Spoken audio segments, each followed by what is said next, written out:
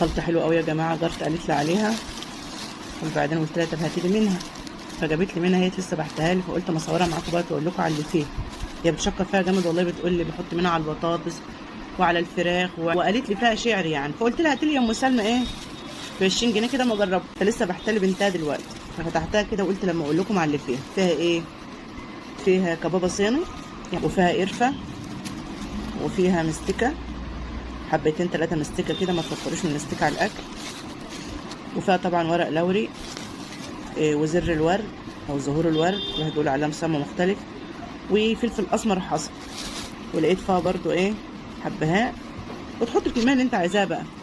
هو طبعا الراجل حاطط ايه حاجات بسيطه كده بس انت بقى لما تجيبها تجيبي كميات وتعملها بقى، تحطها في برطمان كده تطبخي منها كل حاجه. وفيها حبايه جوز الطيب، وفيها بعد حبايه الكزبره البسيطه خالص، حطوا كزبره انتوا بقى.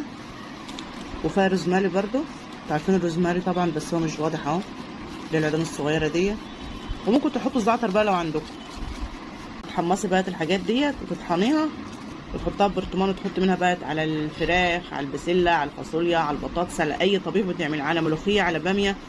بجد ام سلمى قالت لي بتخلي الاكل تحفه يا ام شيماء. وطبعا العطارين بيبقوا عارفين الحلو من الوحش، وربنا يحسن ما بين ايديكم يا حبايبي. ما تنسوش بقى يا حبايبي تدعموني باللايك والشير والاشتراك بالقناه. مع السلامه.